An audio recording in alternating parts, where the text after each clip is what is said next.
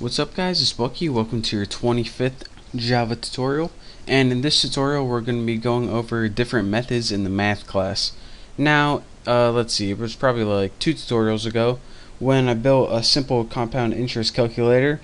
We use one of the methods called power by using pow, and this allows us to use the power function, methods they're called in Java.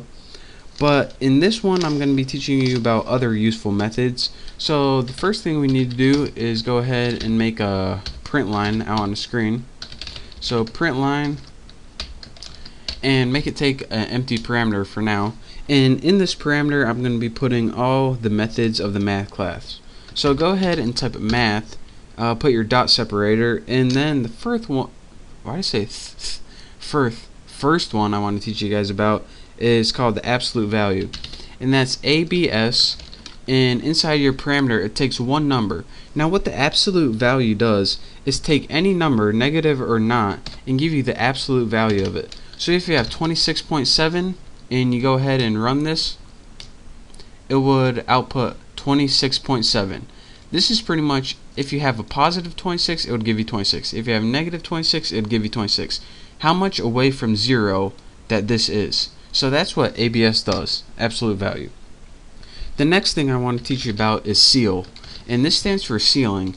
Any number you give it, it's going to round it up. So if you give it 7.4, when you run it, it's going to round it to 8. So even if it is really supposed to round down to 7, when you use ceil, it always rounds it up. Now since it has ceil, there's always something called floor. Again, this takes a number, say you have 7.8, it always rounds it down. So again, ceil always rounds up the number, floor always rounds down the number. So your floor, if you have 7.8, is going to be 7. Now that we learned absolute value, ceil, and floor, let me teach you about something else called max. Now this is the first one where in the last 3 we learned how to make a method that takes only one parameter, but max is the first one that takes multiple parameters in a single method. So what max does is you give it 2 numbers and it gives you the maximum of those numbers. So say you have 2 parameters, 8.6 and separate them with a comma, and 5.2. Whenever you run this, it gives you 8.6 because that's the maximum of the 2 numbers. So that's how you can get 2 numbers and find the maximum of those. And again, whenever you have a method like that, you also have the opposite, and this one is called min. What min does is take the lesser of the 2 numbers.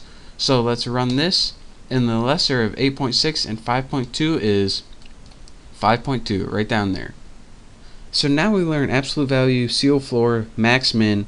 Again, our power function, which takes power, and say you want something like 5 to the 3rd power, you would use 5 for your first argument and 3 for your next one. Again, when you run this was the same one we used in our compound interest calculator. It gets 125, since 5 times 5 times 5 is 125.